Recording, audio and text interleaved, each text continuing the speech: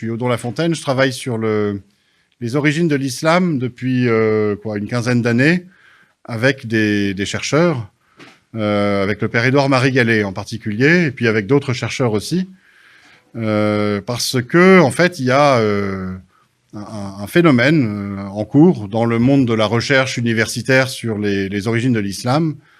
On n'arrête pas de découvrir de nouvelles choses sur ce qui s'est passé au VIe et au VIIe siècle et sur la façon dont l'islam est apparu. Et de fait, le monde de la recherche est un petit peu fermé, c'est un peu compliqué. Je sais pas moi, la grosse thèse qu'a faite le père Édouard-Marie Gallet, elle n'est pas forcément accessible au grand public.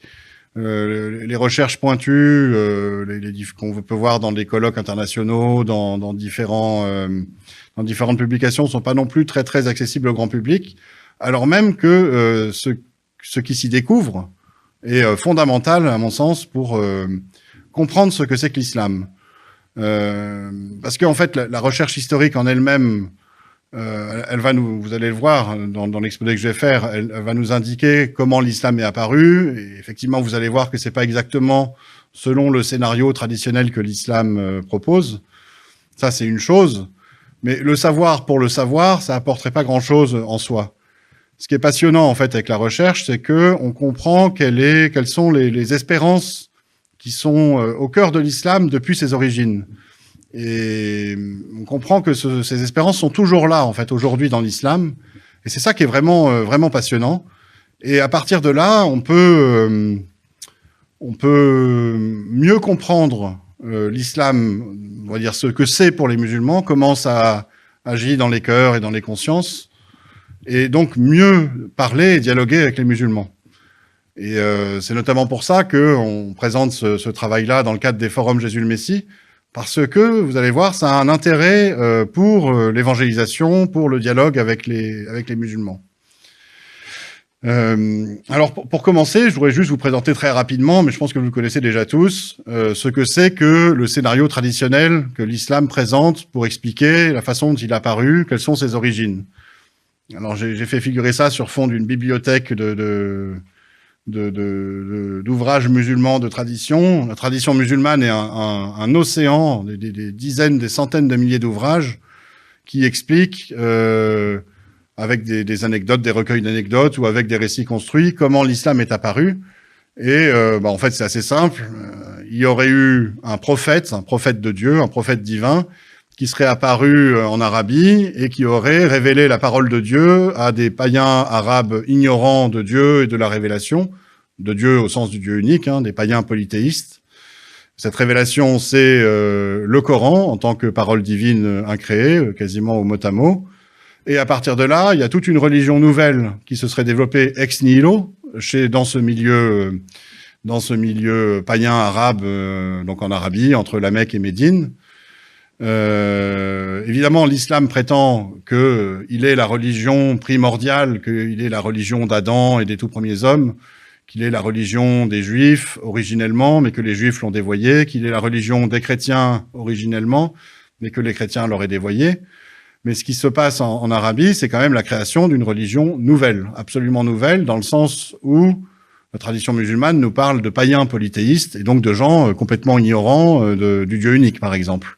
Et à partir de là, ça ouvre la voie à la création de l'empire arabe, de l'empire califal, avec la conquête arabe, qui est racontée également dans ces ouvrages de tradition. Donc bon, le récit traditionnel est assez simple, mais il est en même temps très très subtil, parce qu'il comporte en lui-même des éléments d'apologétique extrêmement forts. Il y a une sorte de mystère que cette tradition met en avant, à savoir que si l'islam est apparu dans un territoire reculé en Arabie, entre la Mecque et Médine, chez des païens analphabètes quasiment, ou du moins en plus avec un prophète dont on dit, selon la tradition, qu'il aurait été illettré, puis un seul homme, tout seul, quoi. Comment est-ce que ça pourrait, un seul homme aurait pu inventer tout ça? Donc forcément, derrière, il y a un argument très fort pour dire que ça vient de Dieu, donc vous voyez la force apologétique de la chose. Par ailleurs, quand on considère ce qui était devenu après, c'est-à-dire la création de l'empire arabe, l'empire califal, de la grande civilisation islamique après. On va se poser la question aussi de savoir comment est-ce qu'une telle civilisation aurait pu naître de rien. Là aussi, encore un argument très fort, apologétique, pour pour dire que tout ça, ça viendrait finalement de Dieu. Et puis, il suffit aussi de regarder je vous ai parlé de l'océan que représente la tradition musulmane, les centaines de milliers d'ouvrages et de preuves que la tradition islamique avance. Donc on aurait affaire, si on prend le récit traditionnel, vraiment à une religion révélée et voulue par Dieu. Et de fait, cette force apologétique, elle est passée au-delà de l'islam, chez des chrétiens, chez Louis Massignon notamment, qui a été très influent au XXe siècle pour faire comprendre une certaine forme, enfin on va dire pour faire connaître l'islam dans les milieux chrétiens et catholiques. Et lui écrivait que l'islam serait donc une réponse mystérieuse de la grâce à la prière d'Abraham pour Ismaël et les Arabes. Alors Abraham, au sens où l'islam se réclame d'Abraham, alors l'Abraham biblique éventuellement, même si l'Abraham du Coran est un peu différent, et que les Arabes se prétendent, eux, les descendants du fils Ismaël d'Abraham et non d'Isaac, qui est le patriarche des Juifs. Quoi qu'il en soit, on voit Louis Massignon, donc grand islamologue, mystique, un peu mystique islamo-chrétien, expliquer donc qu'il y aurait quelque chose de divin dans l'islam en soi, cette fameuse réponse mystérieuse de Dieu. Or, il n'y a rien de tout ça maintenant qui peut tenir au regard de ce que la recherche a fait émerger en fait.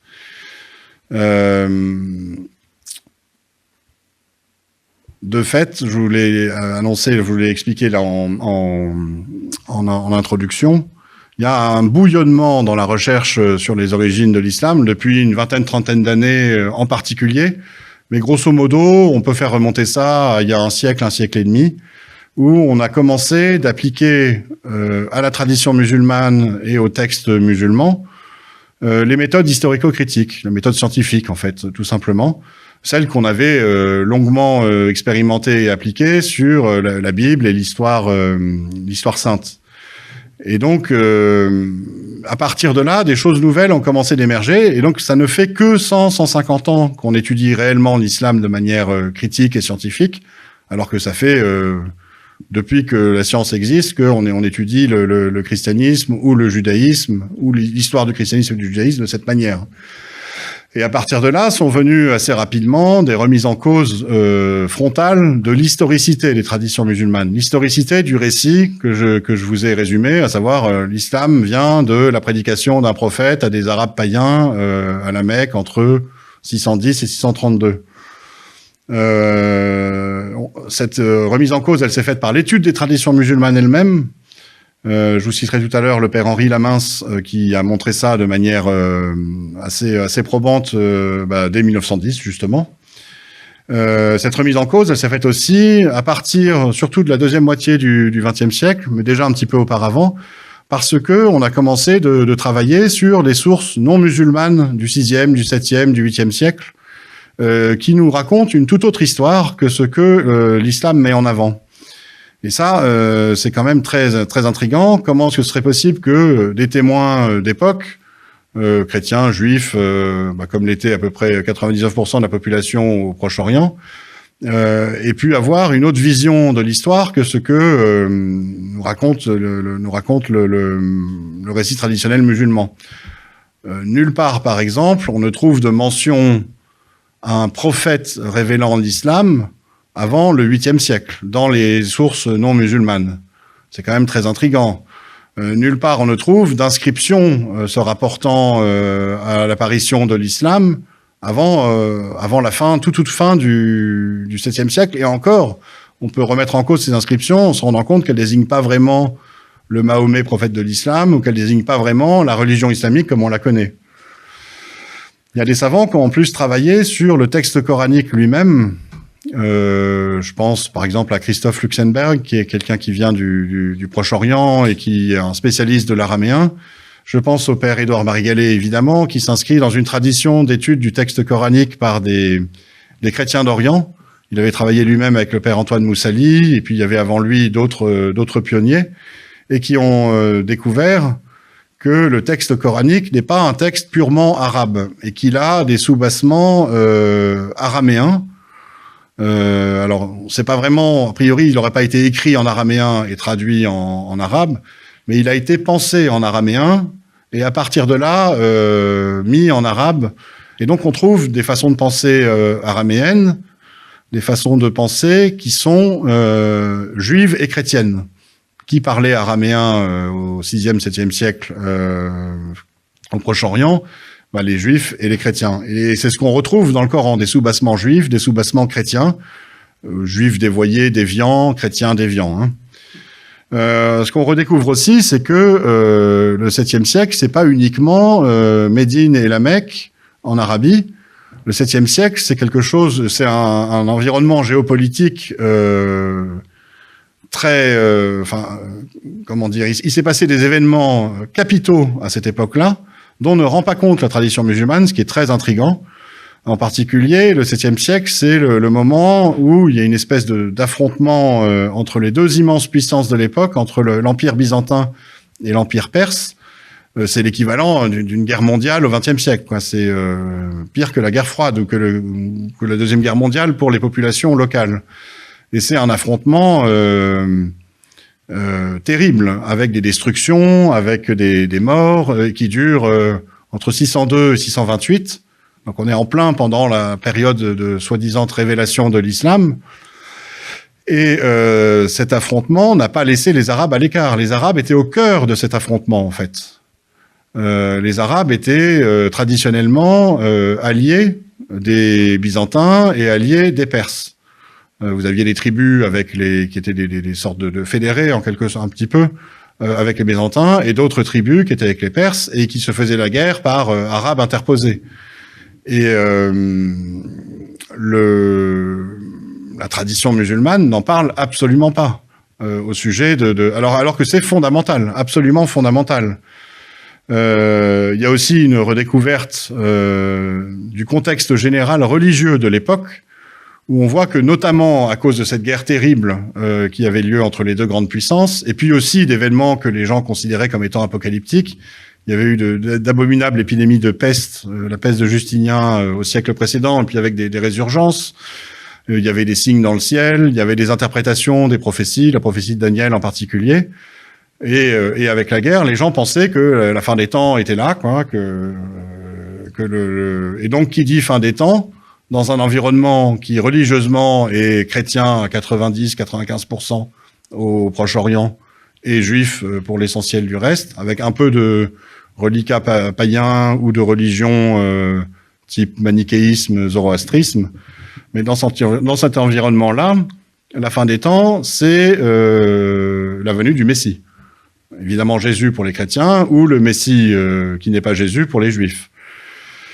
Et cette attente générale de l'Apocalypse, d'une certaine façon, on la retrouve dans la tradition musulmane et dans le Coran, puisqu'on se rend compte que le Coran est entièrement pétri de cette attente du jour du jugement.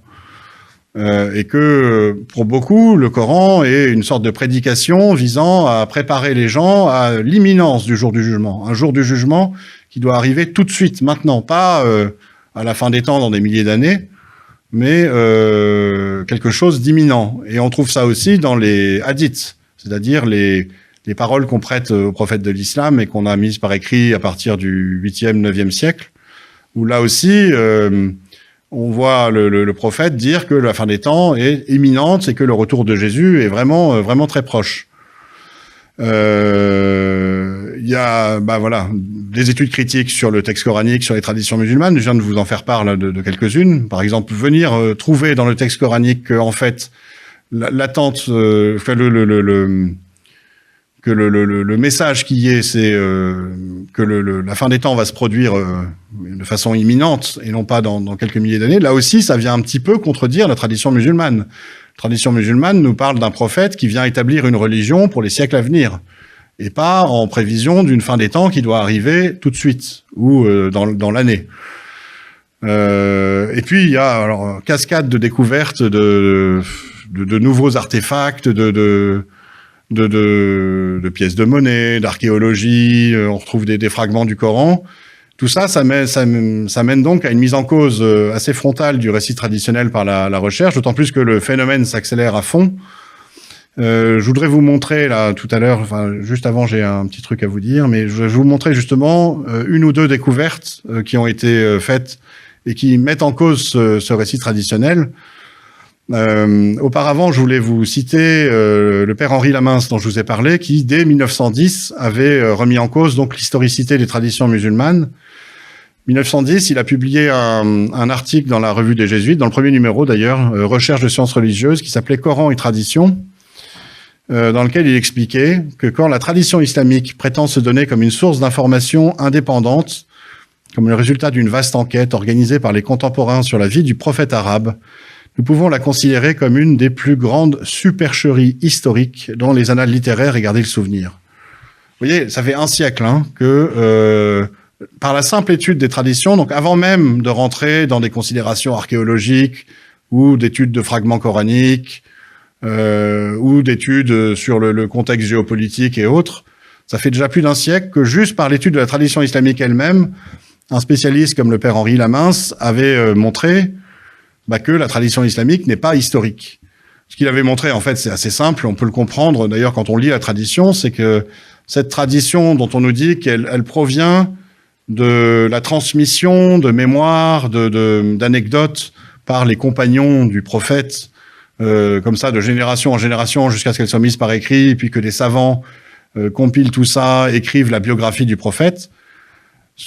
Lui, ce dont il s'est rendu compte, c'est que quand on lit la biographie du prophète, on n'y voit pas un travail historique, de transmission d'anecdotes historiques, mais on y voit autre chose. On y voit un travail d'exégèse du Coran. C'est-à-dire que la tradition, la biographie du prophète et les hadiths pour beaucoup servent non pas à colporter une mémoire historique, mais à expliquer le Coran et à lui donner un sens islamique. Et cette tradition est faite pour expliquer tout le Coran. C'est-à-dire que vous allez avoir dans la biographie convenue traditionnelle de Mahomet, foultitude d'anecdotes ordonnées selon le texte coranique pour nous expliquer comment le prophète aurait révélé telle sourate, tel verset, et ce que ça veut dire de manière islamique dans son contexte.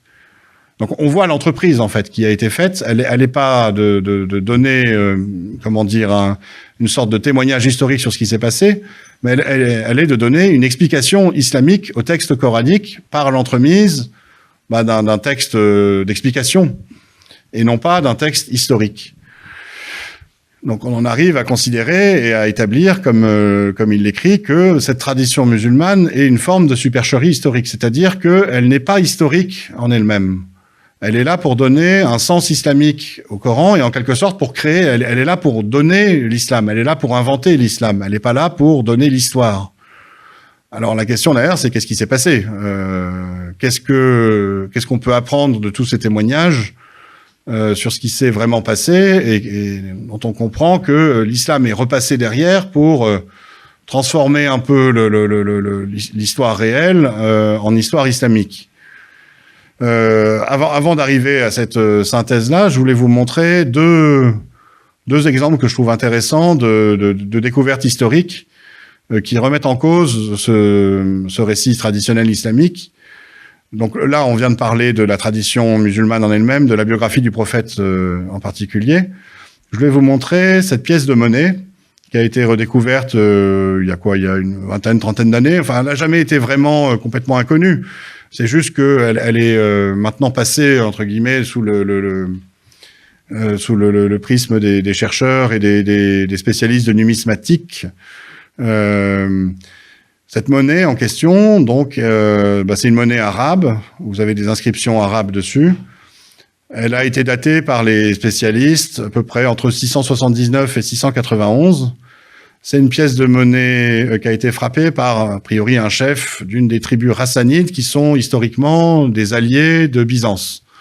Donc, il serait plutôt établi en Syrie, vers la frontière avec l'Empire perse. et qui faisait le tampon, en fait, avec l'Empire perse.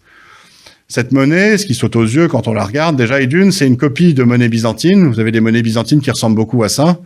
On y voit ici là, une figure qui reprend en fait la figure de l'empereur de Byzance. Et puis on voit que cette figure, elle porte des croix. Il y a des croix en fait. Vous voyez la croix qui est sur la tête, elle est censée être sur la couronne impériale. Quand on voit la monnaie byzantine, on comprend mieux ce que c'est que la petite croix ici. Là, c'est censé être l'orbe impérial avec une croix dessus. Et puis à l'avers de la monnaie, vous avez également une croix sur le M. Le M en grec, enfin ça veut dire 40. C'est la valeur de la monnaie. Et puis vous avez la croix dessus. Mais ce qui surtout est très intriguant, c'est que cette monnaie-là, c'est le premier témoignage d'une écriture Muhammad. Vous avez marqué Muhammad, là c'est l'encadré en vert en arabe. C'est la première inscription Muhammad qu'on trouve dans l'histoire de ce qui devrait être l'islam. Comment est-ce que c'est possible que Muhammad, qui est censé être le nom du prophète de l'islam, et qui est revendiqué cette monnaie-là, les musulmans vont vous dire que c'est une monnaie qui a été frappée par un chef musulman, et qui a voulu honorer son prophète Muhammad en écrivant Muhammad. Mais comment est-ce que c'est possible d'avoir sur une même pièce de monnaie des croix chrétiennes et le nom du prophète de l'islam? C'est pas possible. Du moins, c'est pas possible selon le scénario traditionnel musulman, où Muhammad appelle, le prophète de l'islam appelle à briser les croix et vilipende les chrétiens.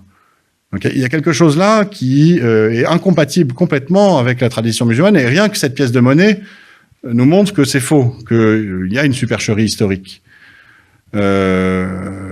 En travaillant un peu le sujet, on commence à comprendre que Muhammad, à ce moment-là, ne désigne pas le prophète de l'islam comme l'islam le conçoit. Ça désigne autre chose, quoi. Et les recherches s'orientent vers le sens du mot de Muhammad. Muhammad, c'est pas un nom. Mahomet, en français, c'est pas vraiment un nom propre. Muhammad, en fait, c'est le participe du verbe hamad. Ça signifie celui qui est digne de louange, selon la traduction, l'interprétation qu'en donne l'islam. Et plus profondément, quand on analyse la racine avec des linguistes spécialistes de l'arabe ancien et des langues sémitiques, celui qui est désiré, celui qui est convoité. Alors, qui est celui qui est désiré? Qui est celui qui est convoité? Quand on voit une monnaie comme ça, avec des symboliques chrétiennes, est-ce que c'est le chef de tribu qui figure sous la représentation symbolique de l'empereur? C'est lui qui se prétend être le Muhammad, celui qui est convoité, désiré? Est-ce que c'est Jésus lui-même, puisqu'après tout, ce sont des symboliques chrétiennes? Vous voyez, cette pièce de monnaie, son existence même ouvre des hypothèses intéressantes, et qui toutes sont incompatibles avec l'islam. Et je vous dis, c'est le témoignage, c'est l'inscription la plus ancienne du mot Muhammad en arabe qu'on ait retrouvé. Après, à partir des années 690, on commence de trouver des inscriptions dans la pierre, Muhammad. Je vais pas les évoquer ici, mais celle-là, c'est la plus ancienne de toutes. Et elle est chrétienne.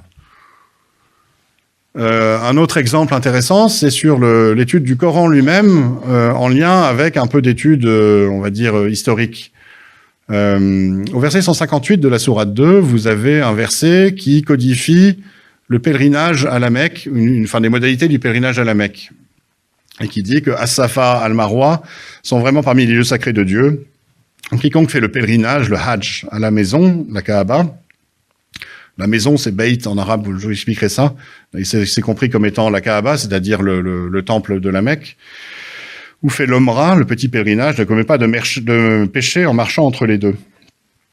Et de fait, c'est comme ça que ça se passe à la Mecque. Ici, vous avez une photo aérienne de la Mecque, où vous voyez qu'il y a à côté de la Kaaba, on la voit vue de haut, de très très haut, là, le temple, on voit même à peine, c'est pris tellement haut qu'on voit à peine le temple carré.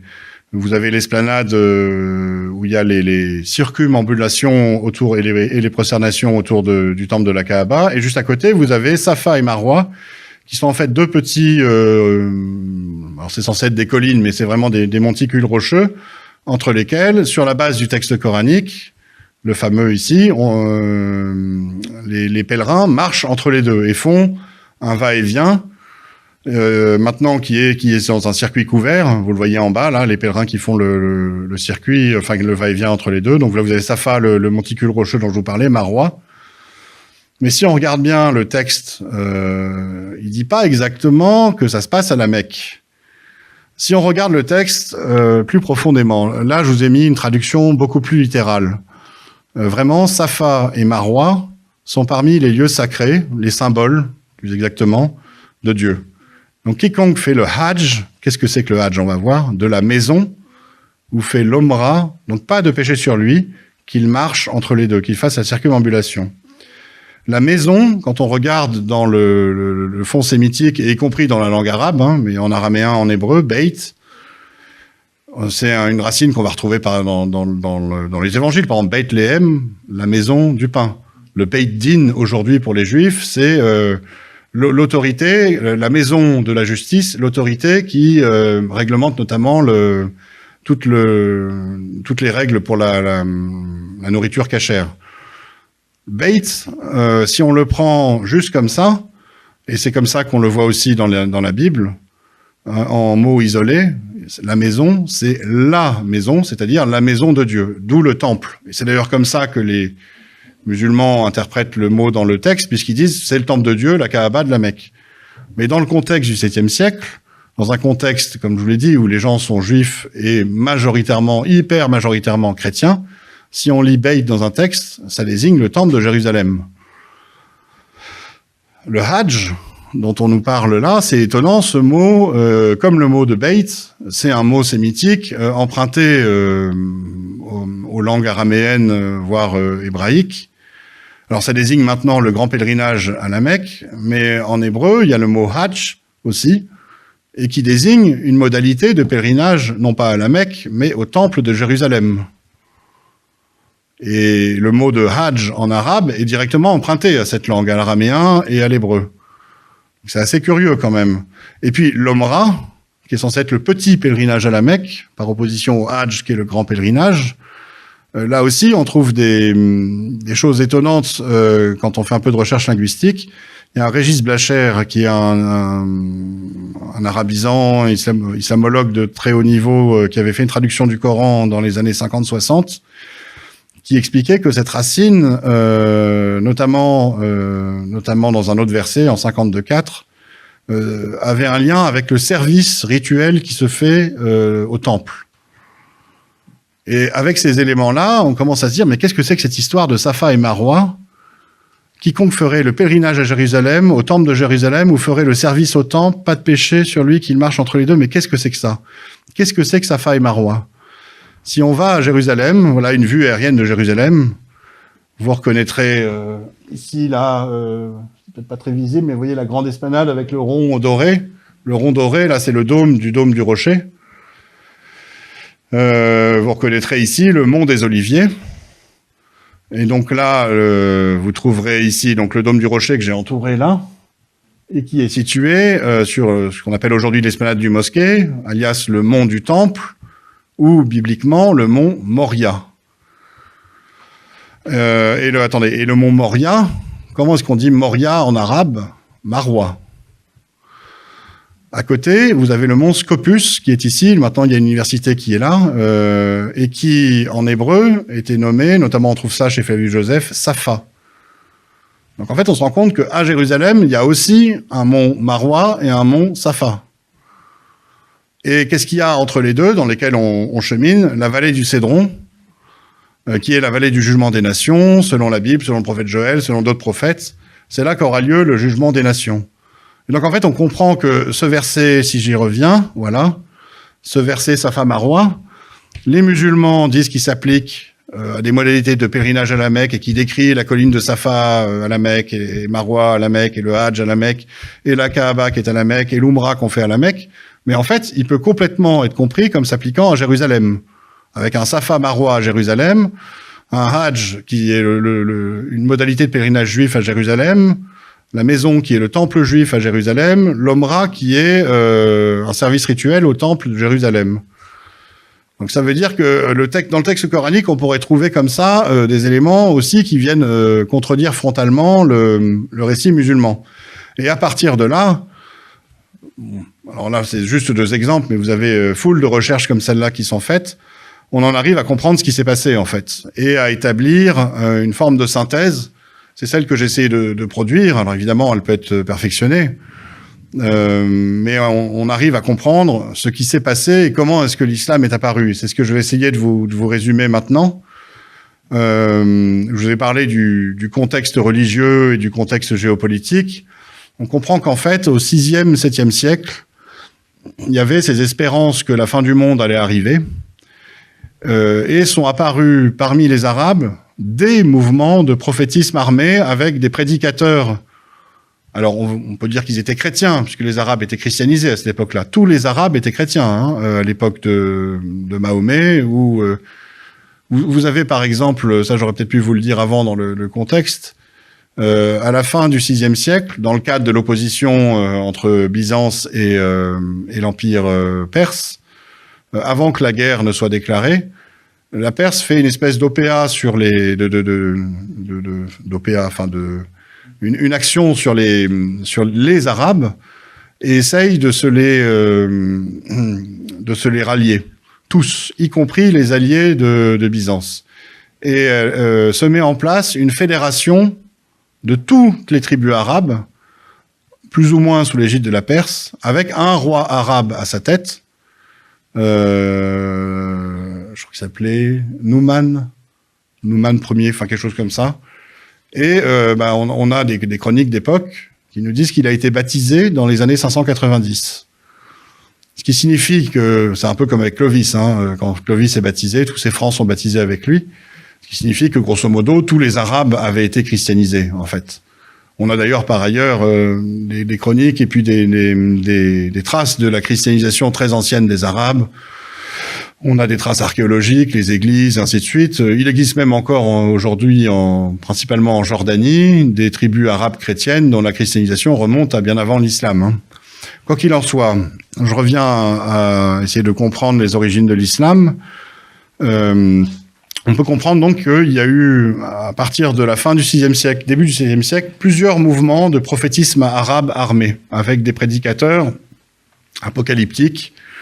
On en trouve la trace dans la tradition musulmane elle-même. Alors évidemment, Mahomet et Muhammad, mais on trouve aussi la trace de ce que la tradition musulmane appelle des faux prophètes, qu'elle met donc sur une sorte de pied d'égalité avec leurs prophètes à elle.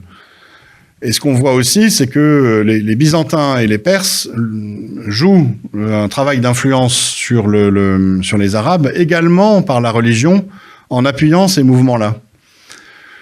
Et donc vous avez comme ça des prédications qui expliquent que c'est la fin des temps, il faut se rassembler pour le combat final, on va gagner contre les impies, on va purifier le monde, et ainsi de suite. Et donc on peut penser que le vrai Mahomet, le Mahomet de l'histoire, était un de ces prédicateurs. Donc il prêchait pas vraiment l'islam, il prêchait une sorte de fin du monde, de fin des temps. Et plus précisément, ça on le voit en étudiant le Coran, il prêchait un projet de conquête de Jérusalem. Ça vous l'avez vu un petit peu, vous avez compris avec le verset que je vous ai montré, qu'il s'agit d'aller à Jérusalem pour y effectuer un rite juif, en fait, de pèlerinage au temple juif et de service rituel au temple juif. Il y a beaucoup d'autres versets dans le texte coranique qui vont dans ce sens-là et qui nous expliquent qu'en fait, il y a eu un prédicateur dont on peut penser qu'il est le Mahomet historique, qui a prêché auprès d'Arabes chrétiens un projet de combat, de conquête pour aller reprendre la ville de Jérusalem, y relever son temple, y rétablir le service du temple, c'est-à-dire le culte mosaïque avec les sacrifices comme dans la loi de Moïse, et que ce sera l'événement qui déclenchera la fin des temps. Vous voyez, dans ce contexte où tout le monde pense que c'est l'Apocalypse, où vous avez un groupe, alors a priori influencé par des juifs, puisque là on voit, ou du moins des juifs, un courant juif, pas des juifs rabbiniques, puisque les juifs rabbiniques sont plutôt opposés à ce que je vous explique là. Il y a eu donc une influence juive sur un des prophètes arabes armés, avec ce projet donc d'aller reprendre Jérusalem. L'idée étant, en déclenchant la fin des temps, de faire redescendre tout de suite le Messie Jésus, qui viendrait établir sur terre son royaume, le royaume de Dieu. et qui mettrait fin aux horreurs du siècle, aux horreurs, ce que les gens pensaient être les tribulations de la fin des temps, qui mettrait fin à la guerre, aux épidémies, aux injustices, qui mettrait fin à l'empire du mal sur la terre, en la soumettant à la loi de Dieu et en établissant son règne. Ça, c'est quelque chose de fondamental, parce que là, on va trouver une espérance de fond qui est toujours encore aujourd'hui dans l'islam. C'est cette idée que on pourrait aider Dieu à faire son boulot. Et quasiment en faisant le travail qui, normalement, devrait être dévolu au Messie. Normalement, dans l'espérance, là, c'est le Messie qui doit redescendre et établir le royaume de Dieu physiquement sur terre. Mais si on déclenche son retour avec un procédé, avec une astuce, en disant, bah voilà, on rétablit le culte au temple, et ça va déclencher son retour, on commence à rentrer dans une idée où on devient les auxiliaires de Dieu. On fait le travail de Dieu. Et vous allez voir que petit à petit, on va même se substituer complètement à Dieu et à son Messie pour établir le règne de Dieu sur terre. Et c'est ce qui va se passer. Là, les événements historiques sont maintenant assez connus. On a donc l'affrontement des deux empires qui se termine par la victoire de Byzance et la capitulation totale de la Perse, qui est occupée par ce qui reste d'armée byzantine avec ses alliés arabes, avec des alliés turcs, et la Perse est ratiboisée. Tout s'effondre. Et de son côté, l'Empire byzantin est pas vraiment en meilleure forme après 26 ans de guerre. Là aussi, l'Empire est complètement épuisé. Ses forces militaires, même s'il est arrivé au bout du bout à la victoire, sont bien moindres que ce qu'elles étaient initialement. Il reste quasiment plus de soldats byzantins. Hein. C'est pour l'essentiel des fédérés ou des alliés arabes ou turcs, enfin turco-mongols, qui permettent de remporter la victoire finale et d'avoir la capitulation de l'empereur perse en Perse. Et donc vous avez un contexte d'effondrement des empires. Ça à partir des années 628-630. Et donc de vacances du pouvoir, de vide du pouvoir. Et là-dessus, vous avez, ce qu'on observe, vous avez différents partis arabes qui commencent à lancer des raids et des razzias et qui prennent petit à petit le pouvoir. Donc là, on n'est pas vraiment dans une opération de conquête arabe, mais plutôt dans une opération de transfert du pouvoir des anciennes puissances impériales aux anciens alliés arabes, en fait. Alors bien sûr, il y a eu des heurts, notamment avec les troupes byzantines, mais globalement, c'est pas vraiment une conquête, c'est plutôt un transfert du pouvoir. Et vous avez comme ça l'Égypte qui passe sous souveraineté arabe, la Judée-Palestine qui passe petit à petit sous souveraineté arabe, la Syrie, et puis en Mésopotamie, vous avez également des Arabes qui sont présents, qui prennent le pouvoir, et vous avez comme ça des chefferies locales qui s'établissent. Et en particulier, Jérusalem est prise en 638 par une alliance étonnante, décrite par des témoins d'époque, par des Arabes, guidés par des gens que l'on décrit comme étant des Juifs. Et qu'est-ce qu'ils font en prenant Jérusalem? Là, on a des témoignages. Ils se précipitent dès l'entrée au mont du Temple, et là, ils rebâtissent le Temple. Donc là, vous voyez, tout est convergent avec les analyses qu'on peut faire sur le texte coranique. Donc on peut penser donc que ce relèvement du temple, c'est justement pour rétablir le culte juif et faire redescendre le Messie, mais on sait que le Messie ne revient pas. Et ce qu'on voit à partir de cette prise du pouvoir, mais alors à Jérusalem, en Égypte, en Mésopotamie, en Syrie, bah, c'est que les différentes chefferies se font la guerre. C'est dans la mémoire musulmane, les guerres fratricides dites de la première fitna, mais on les voit aussi dans les chroniques d'époque, chez les témoins, dans les témoignages contemporains. Les chefs arabes se font la guerre entre eux, et sur le prétexte de savoir qui peut régner, qui est le plus légitime pour régner au nom de Dieu. Est-ce que c'est celui qui va mettre des croix et un Muhammad sur ses pièces? Est-ce que c'est celui qui va prétendre être le serviteur de Dieu et le commandeur des vrais bons croyants? Et il y a comme ça une lutte qui fait émerger des chefs de plus en plus puissants, forcément, deux chefs qui se battent, celui qui gagne remporte la partie. Et ça fait émerger le clan Omeyyade comme le plus puissant parmi les chefs arabes. Vous avez les témoins d'époque qui parlent comme ça, l'établissement d'un premier roi, Muawiyah, à partir de 661, qui continue la guerre contre les autres chefferies arabes, contre les autres partis arabes, jusqu'à ce qu'émerge parmi ses descendants, en 685, le calife Abd al-Malik, qui est un très grand personnage au point de vue historique, et qui est celui qui va réellement constituer l'empire arabe, qui devient l'empire califal. Abd al-Malik, il est le premier dans l'histoire à porter le titre de calife. La tradition musulmane nous dit que les successeurs directs de Mahomet auraient été des califes. Mais on n'a aucune trace de ce qu'ils ont été nommés califes.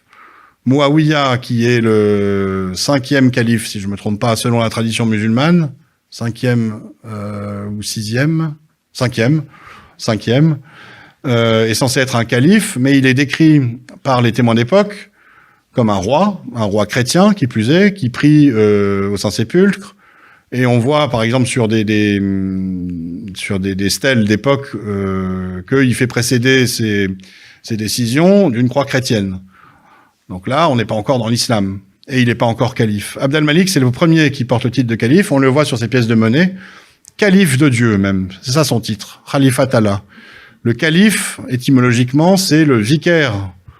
C'est le lieutenant. Et donc on voit que Abd al-Malik se pose comme étant le lieutenant de Dieu sur terre, le vicaire de Dieu sur terre. Un peu en miroir de ce que l'empereur byzantin prétendait être lui-même. Et donc en fait, en fondant le califat, il fonde le vicariat de Dieu sur terre et il établit lui-même le règne de Dieu. Donc en fait, avec Abd al-Malik, on change de contexte. On n'est plus dans l'attente de la fin des temps avec un hypothétique messie qui va revenir établir le royaume de Dieu sur terre. Là, on a un chef qui prend directement sur lui d'établir le règne de Dieu sur terre. C'est ça le principe de l'islam, en fait. On veut établir la justice de Dieu sur terre, on veut soumettre le monde à la loi de Dieu sur terre en établissant une sorte de royaume parfait duquel le mal aura été expurgé. Au début, on pense le faire par l'entremise du Messie Jésus qui va venir le faire physiquement. Et puis petit à petit, vous voyez, avec les vicissitudes de l'histoire, ce sont les chefs arabes qui se sont emparés du sujet eux-mêmes et qui en quelque sorte ont pris la place du Messie pour établir le règne de Dieu à sa place. Et avec Abd al-Malik, on a donc un nouveau modèle même qui émerge où on commence à s'affranchir des référentiels chrétiens et juifs. Abd al-Malik, par la force de ses armes, la force de son armée, n'a plus besoin de justification biblique en disant c'est le Messie à la fin des temps. C'est lui-même qui le fait. Et ce qui se passe après Abd al-Malik, c'est que les guerres entre chefs arabes continuent. Abd al-Malik a beau avoir constitué un premier empire arabe, il reste beaucoup d'opposants en son sein et aux franges de l'empire, et se constitue une coalition contre lui de ses opposants, la coalition des Abbassides, qui l'emporte contre ses successeurs, contre les successeurs d'Abd al-Malik en 750. Et les Abbassides veulent aussi régner au nom de Dieu sur la terre, veulent prendre le pouvoir des Omeyyades. La chose, c'est que les Abbassides eux-mêmes ne peuvent pas revendiquer le pouvoir directement d'Abd al-Malik lui-même, puisqu'ils sont ceux qui ont trucidé ses descendants. Donc il va falloir qu'ils trouvent une autre forme de légitimation à leur prétention à régner au nom de Dieu, à établir le royaume de Dieu sur terre. Et donc ils vont donc prétendre avoir eu une révélation divine qui établit le califat, qui établit la prétention des chefs arabes à dominer le monde et à le soumettre à la loi de Dieu. Et c'est à partir du califat abbasside qu'on commence de voir apparaître, là pour le coup, des mentions explicites à un prophète de l'islam qui a donné une révélation divine sous la forme d'un Coran, qui établit les Arabes et surtout leurs chefs comme étant celui que Dieu a choisi pour soumettre le monde à sa loi et établir le royaume de Dieu sur terre. En fait, avant les Abbassides, il n'y a pas de besoin de justifier une révélation divine, un prophète divin, un Coran divin. Et c'est avec les Abbassides qu'on voit ces choses-là apparaître. Donc on comprend que ce sont les Abbassides, alors ça a peut-être été préparé un petit peu avant, mais ce sont principalement les Abbassides qui créent l'islam, qui créent les formes de l'islam. Mais ce qu'on comprend aussi, c'est que les espérances profondes qui habitent les musulmans, ce ne sont pas les Abbassides qui les ont créées, elles étaient là avant, elles étaient déjà là au 7e siècle, dans l'attente de l'Apocalypse. les espérances profondes qui sont toujours maintenant dans l'islam, elles viennent même de bien avant le 7e siècle. Hein. Elles viennent de cette idée elles viennent des idées chrétiennes et des idées juives, hein, en fait. Elles viennent de l'espoir que Dieu interviendra dans le monde pour lever l'empire du mal. C'est un peu ce que Jésus a annoncé, hein, en annonçant les événements de la fin des temps. Mais on voit que ce ne sont pas exactement les espérances chrétiennes, puisque il s'agit là d'un royaume de Dieu qui sera établi par la force en éradiquant tous les méchants. Et ce qu'on comprend, c'est que ces espérances, en fait, elles sont arrivées comme ça au 7e siècle. Elles sont passées chez certains Arabes, et puis de là chez beaucoup d'Arabes, pour devenir petit à petit l'islam. Et donc, au cœur de l'islam, on a une espèce de moteur nucléaire qui n'est pas la révérence à Mahomet, la révérence au Coran, la révérence à l'histoire sainte, mais quelque chose de beaucoup plus profond, qui est cette espérance que Dieu a choisi les musulmans, qui les a élevés au-dessus des autres hommes pour accomplir son projet de faire le royaume de Dieu sur terre. Les musulmans, en fait, se pensent être, depuis les origines de l'islam même, les instruments de la justice de Dieu. Ils appliquent le jugement de Dieu à sa place, et grâce à ça, ils font le royaume de Dieu sur terre. Et puis vous noterez qu'en islam, on a toujours conservé, malgré toute cette espèce de cheminement que je viens de vous expliquer, on a toujours conservé l'espérance que, quoi qu'il arrive, à la fin des temps, de la fin des temps, de la fin des temps, dans 1000 ans, dans 10 000 ans, Jésus reviendra quand même, physiquement. Donc le Jésus musulman, il tuera l'antichrist musulman. On a toujours ça dans l'islam. Et il jugera l'humanité avec justice. C'est-à-dire qu'il y a encore dans l'islam le scénario du 7e siècle. Ils attendaient au 7e siècle un Jésus qui redescendrait physiquement et qui viendrait juger l'humanité avec justice et établir le royaume de Dieu sur terre. Il y a encore cette espérance dans l'islam, mais qui a été renvoyée à la fin des temps, à la fin des temps de la fin des temps. Et en attendant, vous avez le projet musulman qui se déroule avec les califes et puis par extension tous les musulmans qui se pensent chargés par Dieu d'exécuter sa justice sur terre. Et ben voilà, là, je pense que grâce à la recherche historique, on a une compréhension très profonde en fait de ce qu'est l'islam, et surtout on comprend par exemple que les djihadistes d'aujourd'hui ou les radicaux d'aujourd'hui, qui eux le disent ouvertement, hein, nous sommes là pour juger l'humanité, quoi. Nous sommes les gardiens du bien et du mal sur la terre. Si vous prenez Marwan Muhammad, qui n'est pas un djihadiste, hein, qui est l'ancien porte-parole du CCIF, du Comité contre l'islamophobie en France, il intervenait dans les mosquées pour expliquer ce qui est du béaba de l'islam d'ailleurs. C'est Dieu nous a choisis, on est la meilleure des communautés qu'on ait fait surgir parmi les hommes. Ça c'est la sourate 3, verset 110. Dieu a choisi les musulmans, ils sont les meilleurs de la classe parce qu'ils sont les gardiens du bien et du mal sur la terre. Ce qu'on comprend avec la recherche historique, c'est que ce qu'explique Marwan Muhammad, c'est pas la lubie d'un radical qui a inventé ça au 19e siècle à la faveur de la réforme de l'islam. C'est au cœur de l'islam depuis le début, en fait. Et c'est d'une certaine façon l'épine dorsale de l'islam. Une fois qu'on a compris ça, la question se pose, quoi. Et maintenant, qu'est-ce qu'on fait, quoi? Le gros problème, c'est que cette espérance-là que je viens de vous décrire, elle travaille les consciences au point de détruire la raison, de rendre les gens schizophrènes, de préférer croire dans le fantasme que effectivement ils sont les juges au nom de Dieu sur la terre, qui sont en train de sauver le monde. Ils préfèrent croire dans cette réalité islamique plutôt que dans la vraie réalité. Dans la vraie réalité, on le sait, nous chrétiens en particulier, on ne viendra pas à bout du mal sur la terre par un projet politique ou guerrier. Et on n'est pas les juges au nom de Dieu. Mais vous voyez que l'idée musulmane, l'espérance musulmane est tellement forte qu'on en vient à préférer croire cette espérance plutôt que la réalité qui se rappelle à nous. C'est ce que j'ai essayé d'écrire là en disant que quand on se croit investi du pouvoir de juger du bien et du mal au nom de Dieu, au point d'établir son règne sur la terre, ça travaille les psychologies jusqu'à les rendre schizophrènes. C'est-à-dire, il y a une réalité fantasmée dans laquelle on croit vivre, et qui s'oppose forcément à la réalité réelle, et quand il y a des oppositions trop fortes, il y a des délires de persécution. Le problème en islam, c'est que l'islam doctrinal, celui que je vous ai expliqué, en fait, en quelque sorte, toutes ces institutions, toutes ces autorités sont pas prêtes de changer actuellement. Elles sont toutes aux mains des conservateurs. J'en parlerai cet après-midi, mais il y a eu tout un mouvement de réforme de l'islam qui va dans ce sens on va dire, d'un retour aux sources. Et que il n'y a pas beaucoup d'approches critiques, et surtout d'approches historico-critiques, voire pas du tout, dans les sociétés musulmanes, au niveau des institutions, des autorités, des musulmans puissants. En revanche, dans les sociétés civiles musulmanes, ça discute.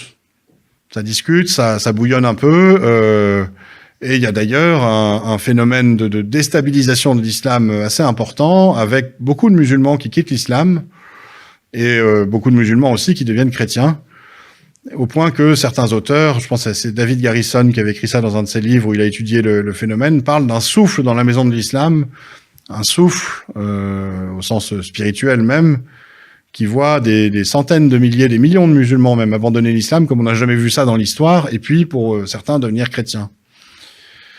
Et puis la leçon que l'on peut tirer de ce travail historique, en tant que chrétien, en tant aussi même que non chrétien, pourquoi pas, mais en personne de bonne volonté, c'est que pour discuter profondément avec des musulmans, on peut discuter de Mahomet, de la vie de Mahomet. Bon, on comprend que tout ça, ça a été plus ou moins reconstruit, donc c'est pas exactement ce sur quoi est fondé l'islam, même si les musulmans y croient dur comme fer. On peut discuter du Coran et de ses commandements justes ou injustes, mais que le plus efficace, c'est d'aller au cœur de l'islam et d'aller discuter de cette espérance fondamentale. Cette espérance que les musulmans ont chevillé au cœur, les musulmans croyants, parce que l'islam, pour beaucoup, est imposé aux musulmans. Ils naissent dedans, ils l'ont pas vraiment choisi. Mais pour les musulmans croyants, eux se croient vraiment investis du pouvoir de juger au nom de Dieu. Ils se croient les garants du bien et du mal. Ils se croient les califes de Dieu sur la terre. Il y a d'ailleurs plusieurs versets du Coran qui l'expliquent comme ça.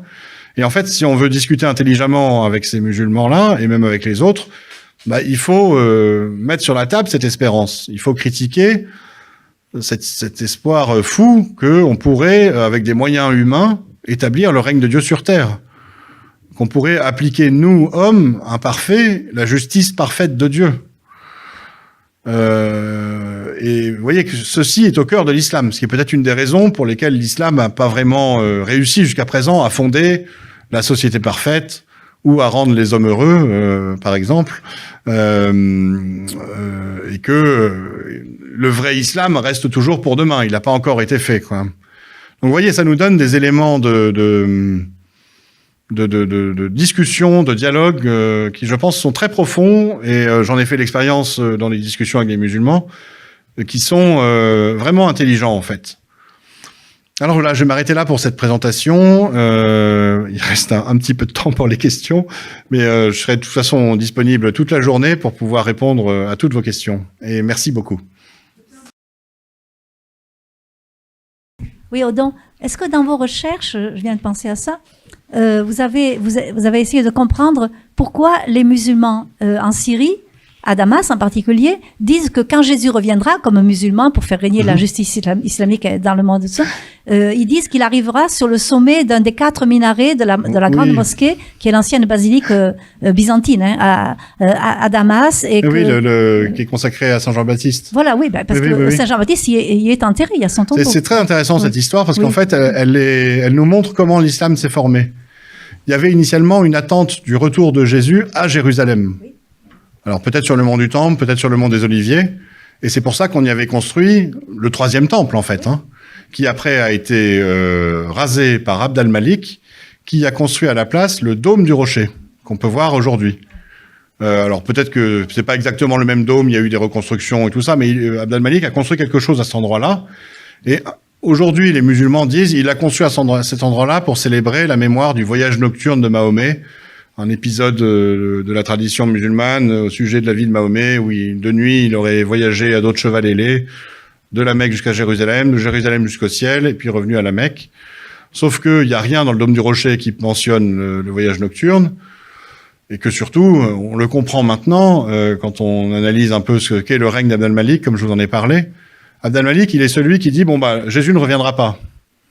c'est moi qui vais faire le boulot à sa place, c'est moi le lieutenant de Dieu sur terre. C'est pas le Messie, c'est moi. C'est moi qui fais le royaume de Dieu sur terre. C'est ce qui marque sur cette pièce de monnaie, en disant qu'il est le calife de Dieu. Donc, sa construction du dôme du rocher sur le mont du Temple, elle est là aussi pour dire arrêtez d'attendre que Jésus revienne. Et d'ailleurs, quand on lit ce qui a marqué sur le dôme du rocher, il y a des inscriptions très anciennes où Abd al-Malik affirme son pouvoir, son autorité sur les Juifs et les chrétiens, en disant maintenant c'est moi le patron. Hein.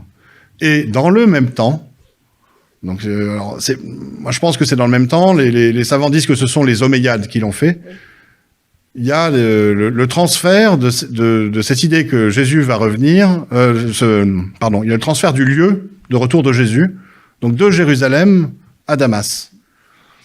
Et vous voyez ce que ça veut dire en fait. Ça veut dire Jésus, non seulement il ne reviendra pas à Jérusalem, mais s'il revient, quand il reviendra à la fin des temps dans 1000 ans, il reviendra à Damas qui est le fief des Omeyyades. Donc Jésus, grosso modo, c'est notre copain, quoi, c'est notre allié. Et donc le fait que ces traditions apparaissent avec les Omeyyades, de dire qu'il va descendre sur un des minarets de la grande mosquée à Damas. Qu'on appelle Aïssa, minaret Aïssa. Oui, voilà, qui a donné le nom du minaret lui-même. Bah c'est caractéristique de cette entreprise. Vous voyez, on change les espérances par petites touches en fait. Ça marche pas, donc on bricole quelque chose de plus. Et alors il y a un autre élément qui permet de comprendre ça, c'est que Abd al-Malik et son père Marwan, alors c'est une hypothèse, mais on recherche toute une hypothèse. Il viendrait de Merv qui est à l'extrême est de l'Empire perse, aux marges de la Bactriane. Aujourd'hui, ce serait quoi, Turkménistan. Et que d'où son nom, Marwan, hein, le père d'Abd al-Malik. Abd al-Malik s'appelle d'ailleurs Abd al-Malik ibn Marwan, fils de Marwan. Et que il y aurait eu une forme de révérence particulière chez les chrétiens de ces régions-là envers Saint Jean le Baptiste. D'où le fait qu'il se soit installé spécialement à Damas, puisqu'il y avait l'église avec le chef, la tête de Saint Jean le Baptiste là-bas. Et c'est pour ça qu'ils auraient investi cette église, qu'ils en auraient fait ce qui est devenu après une mosquée, mais à l'époque c'était pas encore une mosquée islamique, et puis qu'ils aient expliqué après que Jésus reviendrait là, quoi. Et on dit même que là-bas, que des musulmans de Damas me l'ont dit, que quand Jésus reviendra donc sur le sommet du minaret Aïssa, il établira le règne de l'islam et il épousera évidemment une Palestinienne. Il y a tout un scénario qui a été développé. Ils sont très très créatifs en la matière, parce qu'après il arrive à Damas, puis après il va faire tout un trajet. Il va arriver à Jérusalem parce que c'est là quand même qu'aura lieu le jugement des nations, et il va se passer plein d'épisodes sur la route. Il y aura, je crois qu'il passe à Dabik, non, la localité de Dabik, où il y aura des événements apocalyptiques. Il va tuer l'antichrist comme ci, comme ça. Enfin, tout est expliqué dans des scénarios un peu féeriques, hein. C'est un peu le conte de fées quand même sur la fin des temps en islam, mais on y voit quand même derrière la parenté avec les idées initiales d'un retour du Seigneur à la fin du Jésus à la fin des temps, et d'une élimination de l'antichrist. L'antichrist, il y a un antichrist en islam, ça c'est très intéressant. Il est nommé le faux Messie, le Messie trompeur, Al-Masih al-Dajjal. Et ce qui est l'exacte transposition de son nom en araméen, en syriaque. Al-Masih al-Dogolo, Dajjala, enfin, pardonnez mon syriaque. Il y en a qui le parlent, je crois, dans la salle, ils m'excuseront. Donc on voit en fait qu'il y a tout ça vient très lointainement d'idées chrétiennes, d'idées juives aussi, mais d'idées chrétiennes, d'espérances chrétiennes dévoyées en fait. On peut ajouter peut-être une chose par rapport au fait que Jésus se mariera avec une Palestinienne ou pas, peu importe. C'est qu'en fait, il sera un vrai musulman, puisque tout musulman doit se marier. Hein. Oui. On voit qu'on a rajouté des couches voilà.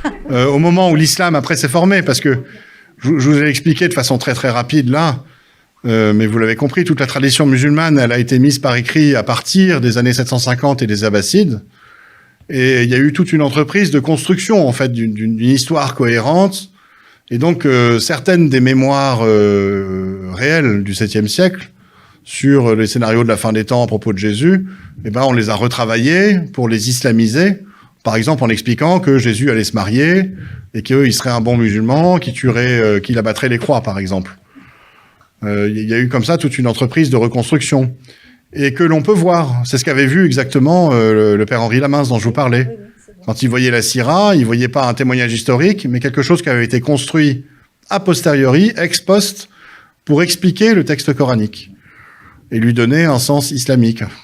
Il n'est pas assez connu, le père Lamince, c'est dommage. Il a fait des recherches fondamentales. Quand vous vous rendez compte qu'il a quand même dit ça il y a plus d'un siècle, mais ses supérieurs lui ont demandé d'arrêter ses recherches sur les origines de l'islam à partir des années 1920. Et donc il a arrêté en se concentrant sur l'étude des sociétés musulmanes.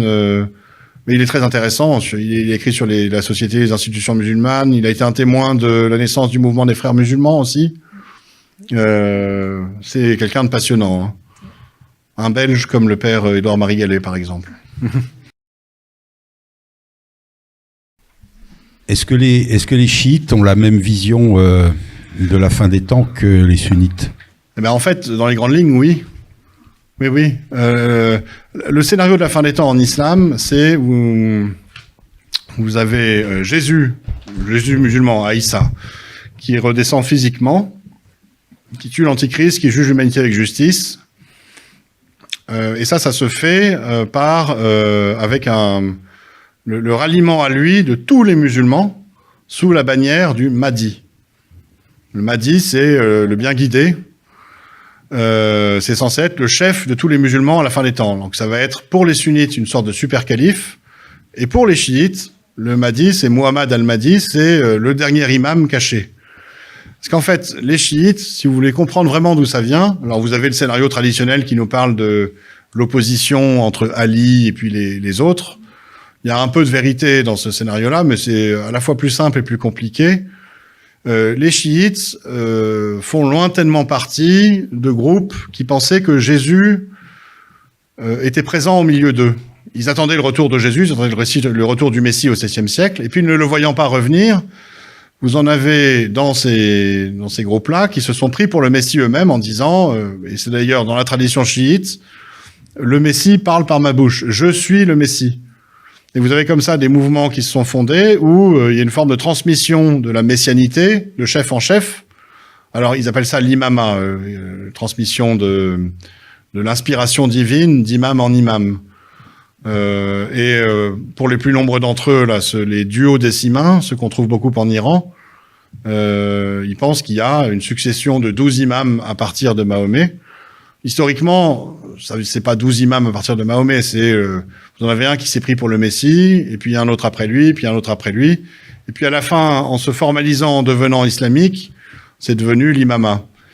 Et le dernier imam de ces duos décimains, donc Muhammad al-Mahdi, l'imam caché, aurait disparu au Xe ou au début du XIe siècle et reviendra à la fin des temps comme étant le chef de tous les musulmans, le Mahdi des musulmans.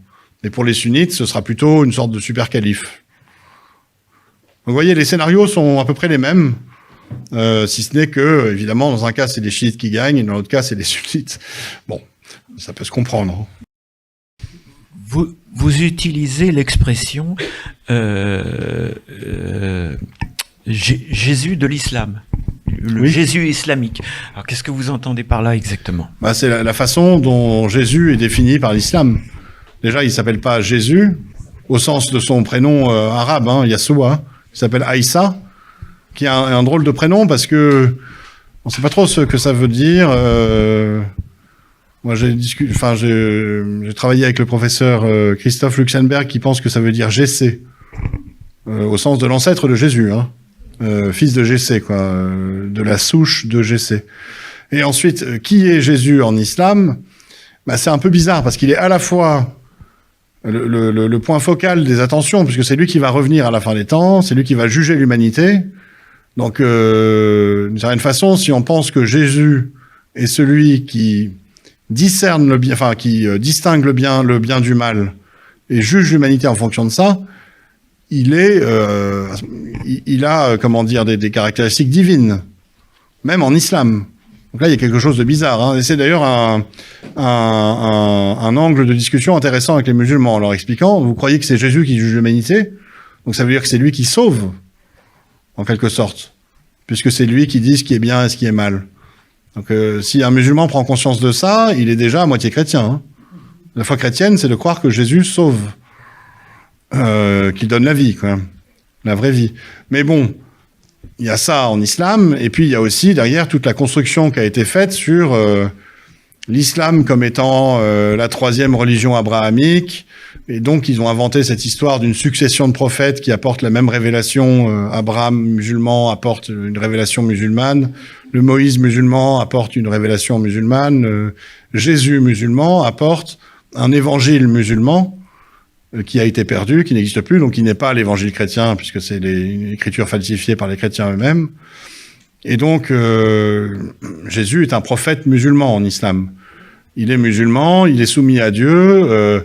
Alors, il fait pas le pèlerinage à la Mecque, ça c'est un truc étonnant. Lui, il est à Jérusalem. Là, on a une incohérence aussi manifeste, hein, puisque tous les Juifs savaient bien que le lieu d'Abraham n'est pas à la Mecque, mais à Jérusalem.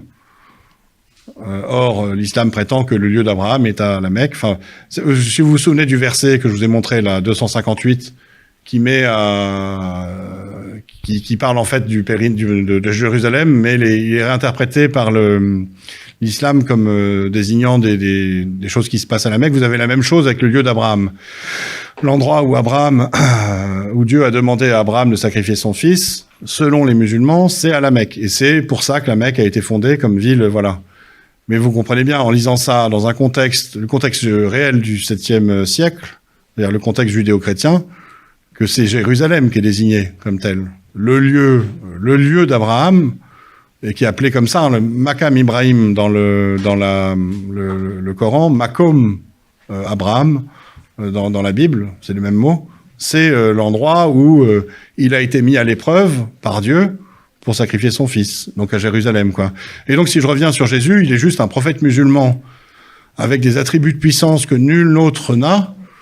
Et donc, vous avez un espèce de personnage un peu bizarre en islam qui est à la fois le plus important des prophètes, plus que Mahomet lui-même, puisque c'est lui qui vient juger le monde à la fin. Et en même temps, il faut composer avec Mahomet, qui est l'ultime prophète, qui est le modèle à suivre pour les musulmans. Donc, il y a une espèce de jeu bizarre entre les figures de Jésus et de Mahomet, et on ne sait jamais vraiment à quoi s'en tenir, quoi. Mais le Jésus islamique n'est pas un juif, alors. Il est juif au sens ethnique, mais il est musulman, au sens religieux. Oui. Est-ce qu'on pourrait avoir une dernière question? Oui, ma question, elle portait sur le passage de la tradition orale du Coran à la tradition écrite. Sauf erreur de ma part, elle commence au 3e calife, donc avant la période omeyyade et la période abbasside. Qu'est-ce que vous en dites? Parce qu'on a quand même là des traces, bon, avec une difficulté de constitution pour passer au texte écrit, mais le texte écrit est quand même antérieur à la période omeyyade. Oui. Alors, ce qui est compliqué en islam en général, c'est qu'en fait, il y a deux histoires. Vous avez l'histoire de l'islam selon l'islam, et puis vous avez ce qui commence à émerger maintenant, qui est retrouvé par les chercheurs. Et ce dont vous venez de parler, c'est le scénario musulman, enfin l'histoire islamique, qui nous raconte comment le Coran a été mis par écrit de manière islamique. Donc il y aurait eu la prédication de Mahomet, donc ça, le prophète vous le remettez de l'islam. En cause aussi de cette constitution du texte. Oui, complètement. C'est-à-dire que le texte coranique n'a jamais été initialement le support d'une révélation divine, n'a jamais été considéré comme tel. Ça, c'est une autre question, mais sur la collecte même qui a formé en fait, le Coran, quand on étudie le texte coranique écrite et ses premiers manuscrits, on se rend compte qu'il s'agit du produit d'une transmission écrite et d'une tradition d'écriture, et non pas la mise par écrit de tradition orale. Il y a dans le texte coranique, par-ci par-là, des éléments de tradition orale, on les reconnaît à leur structure de composition, mais globalement, ce qu'on voit, c'est un texte qui a été écrit, réécrit, corrigé, avec donc des preuves d'une transmission par l'écriture. Et à quelle période vous le datez? Et qui viennent ces preuves-là contredire complètement le récit musulman, comme quoi on aurait mis par écrit, sous le troisième calife, définitivement, un texte qui aurait été auparavant transmis oralement. Donc on a des preuves physiques dans les manuscrits les plus anciens que c'est pas comme ça que ça s'est passé. J'aurais juste un tout petit mot, oui. Paul, si vous permettez, pour dire que j'ai une chaîne YouTube où vous trouverez beaucoup d'approfondissements en vidéo de ce que j'ai essayé de vous résumer là. Et j'ai aussi un site internet, legrandsecretdislam.com, où vous pouvez télécharger une forme de synthèse, un livre en fait que vous trouvez par ailleurs. Mais vous pouvez librement télécharger tout ça de façon beaucoup plus détaillée, avec les sources, avec des liens, avec tout plein de choses. Voilà. Merci beaucoup. Ok.